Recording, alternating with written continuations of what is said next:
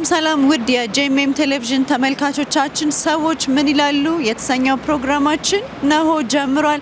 ዛሬም በአዳዲስ ጥያቄዎች ለእናንተ መተናል። ሁላችሁም በያላችሁበት መልካም ቆይታ።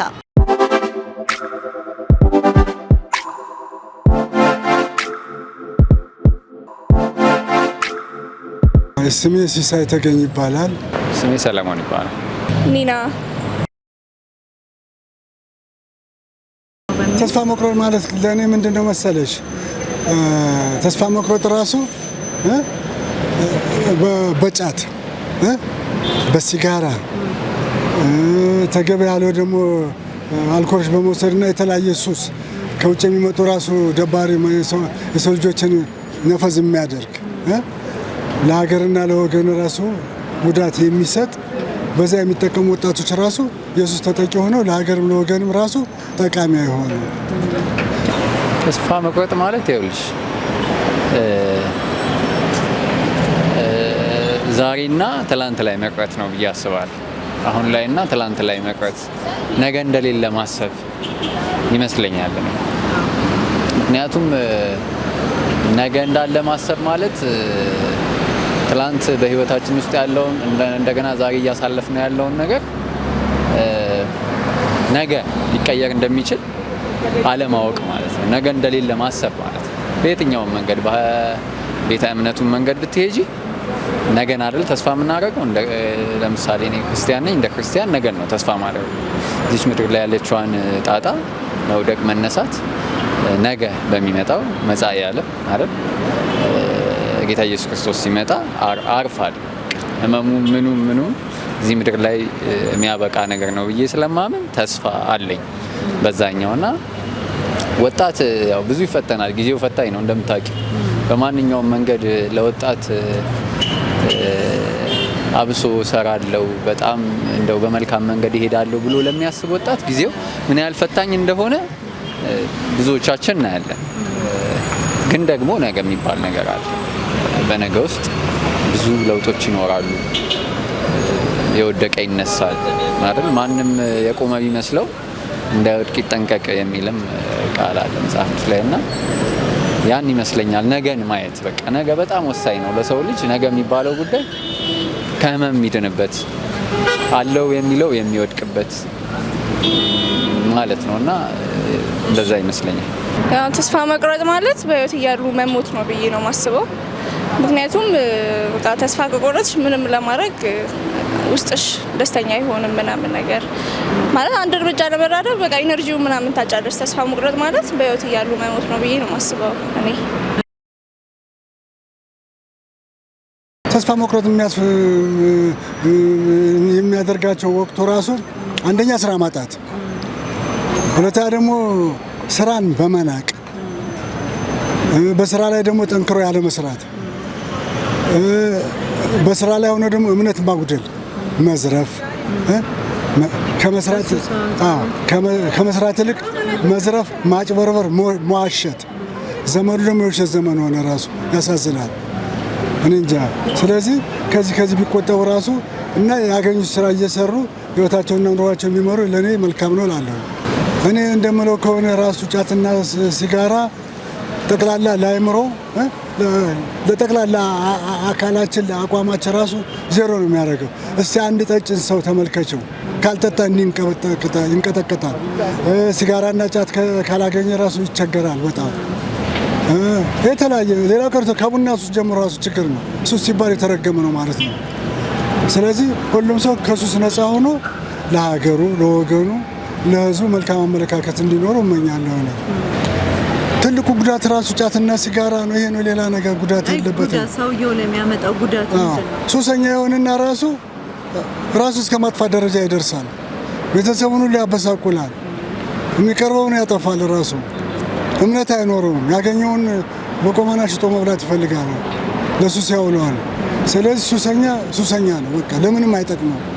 ብቻ ይሄን ነገር ራሱ በተለይ ጫትና ሲጋራ ሱሰኛ ነገሮችን በመንግስት ደረጃ ቢጠፋ ደስ ይለኛል። ራሱ እኔ በኩል ኮዙ ብዙ ነው። ወጣትነት በራሱ በዚህ ጉዳይ በእንደዚህ አይነት መንገድ ለማለፍ ወጣት መሆን በራሱ አንድ ነው መመዘኛ ነው ልበልሽ። በቃ ወጣት ከሆንሽ በእንደዚህ አይነት መንገድ የማለፍ እድልሽ ሰፊ ነው። ምክንያቱም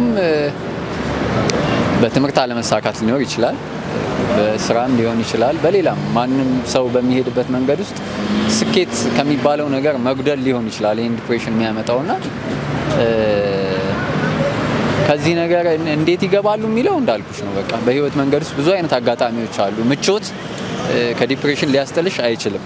ማለት የኮምፈርት የሚባለው ነገር ብዙ ነው ምክንያቱ ለዲፕሬሽን። ግን እንዴት መውጣት ይችላሉ የሚለው ነገር በቃ ያው ሰው ራሱን በተቻለ መጠን እንደው እግዚአብሔር በረዳው ፈጣሪ በረዳው ልክ ራሱን ቼክ ለማድረግ እድል ከሰጠ ራሱን ለማየት እድል ከሰጠ ከየትኛውም መንገድ ፈቀቅ ለማለት ከውድቀት ለመነሳት ከየትኛውም መንገድ ዞር ለማለት እድል አለው እና ዲፕሬሽን የጊዜው ከባድ ፈተና ይመስለኛል የወጣቱ ማለት እንዲህ አሁን ሚዲያ ላይ ስፔሻሊ አሁን ያለው የሚዲያ አጠቃቀማችን ልክም ስላልሆነ ያ ሚዲያ በራሱ በጣም ለሌለ ተጽዕኖ ነው የሚዳረገው። ጥቂት ሰዎች ላይፋቸውን ውጣ ወረዳቸውን ስኬታቸውን በሚዲያ ያሳዩሻል እና እነዛ ነገሮች ደግሞ ለብዙ ወጣት መነሳሳት እንደሚሆን ሁላ ደግሞ መጥፎ ነው እያልኩ አይደለም። መነሳሳት እንደሚሆን ሁላ ላለበት ችግር ደግሞ በቃ ተስፋ መቁረጫ አንድ መንገድ ነው እና ወጣቱ በቃ ነገ እንዳለ እንዲያስብ ተስፋ ማድረግ አለበት። ነገን በቃ ነገ እግዚአብሔር አለ። ዛሬ ላይ ካለበት ውጣ ወረድ ከማንኛውም ነገር ፈቀቅ ሊል እንደሚችል አስቦ ዲፕሬሽንም በዩ በቃ ማለት ብዙ ችግር ውስጥ ሊከቱ የሚችሉ ነገሮች አሉ ስፔሻሊ ኢትዮጵያ ውስጥ አሁን ባለው ኮንዲሽን እና እንደዛ ይመስለኛል ይታይ ያው ዲፕረስ ደግሞ ከብዙ ነገር ጋር እንትን ይላል። ስራ ማጣት ምናምን የነገሮች አለመስተካከል ምናምን ነገር ሰውን ዲፕረስ ሊያደርገው ይችላል፣ ድብርት ውስጥ ሊከተው ይችላል ምናምን ነገር ግን እኔ የመጀመሪያና ዋነኛው ብዬ ማስበው እግዚአብሔርን አለማወቅ ነው ብዬ ነው ማስበው። ማለት እግዚአብሔርን ካወቅን እግዚአብሔር በሕይወታችን ካለ ምናምን ተስፋ የሚያስቆርጠን ነገር የለም። ምክንያቱም ተስፋችን ኢየሱስ ክርስቶስ ነው። ስለዚህ አንደኛ እግዚአብሔርን አለማወቅ ነው የሚከተል። ያው ሱስ መጥፎ ነገር ነው፣ ይቆጣጠርሻል ምናምን ነገር።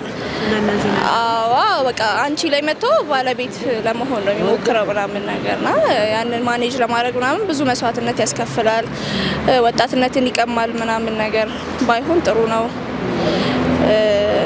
ያው ባጭሩ እግዚአብሔር የማይከብርበት ነገር ወጣትነታችንን በእግዚአብሔር ቤት ብናሳልፍ እንጠቀማለን። እግዚአብሔር የማይከብርበትን ነገር ባናረግ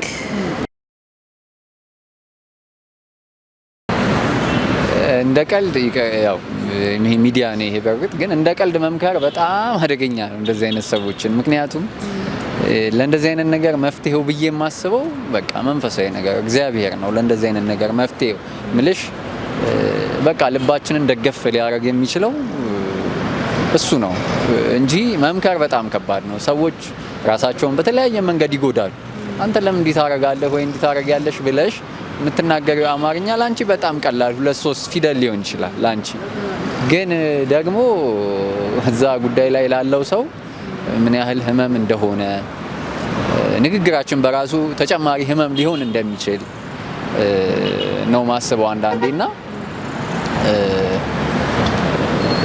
ልል የምችለው በቃ እግዚአብሔር ያጽናናል።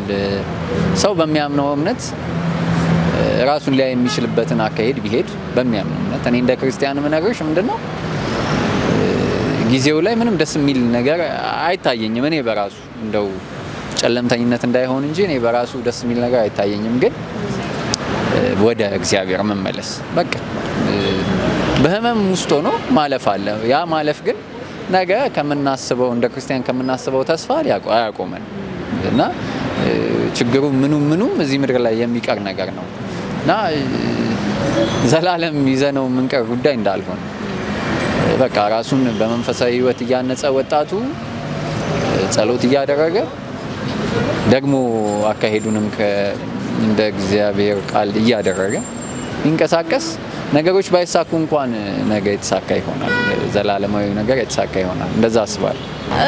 ከተቻለ ራሳችንን አፕዴት ማድረግ ራሳችንን ቢዚ ማድረግ በትምህርት በስራ ምናምን ብቻ ከሚያስጨንቀን ነገር ወተን ራሳችንን በቃ አሪፍ ቦታ ላይ ለማድረስ ምናምን ነገር በመማር ሊሆን ይችላል በመስራት ሊሆን ይችላል ምናምን ቢዚ ማድረግ ከዛ ደግሞ ወደ እግዚአብሔር መጠጋት መጽሐፍ ቅዱስ ማንበብ ሲጨንቀን ማልቀስ ሳይሆን መጸለይ ምናምን ነገር ያንን ብናደርግ ጥሩ ነው ብዬ አስባለሁኝና ደግሞ እንዳልኩሽ ነው አይጠቅምም በቃ አይጠቅምም ጉዳቱ ይበዛል።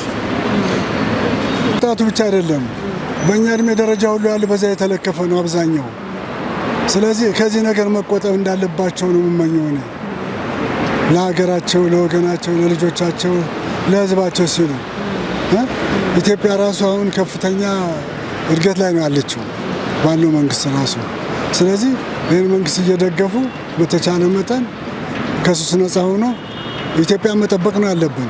ቀይ ባህራችን እንዲመለስ ያለ አግባብ የተወሰደው በውሸት የግመል ማጠጫ እያሉ እኛ ሳናውቅ አሞኝተው ግመል ያጠጣበት እያሉ የሰሩን ነገር ሁሉ ኢትዮጵያን ጎድቷታል። ህዝቡ ለዚህ ራሱ ማዘጋጀት አለበት።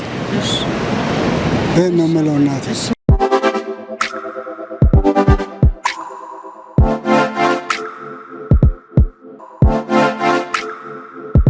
እንግዲህ ተመልካቾቻችን ለዛሬ ያዝንላችሁ ሰዎች ምን ይላሉ የተሰኘው ፕሮግራማችን ይህንን ይመስል ነበረ። ብዙ እንደተማራችሁ አዳዲስ ነገር እንዳገኛችሁ ተስፋ እናደርጋለን። ከፕሮግራሙ ጋር እኔ ኢየሩሳሌም አካሉ አብሬያችሁ ቆይታ አድርጌያለሁ።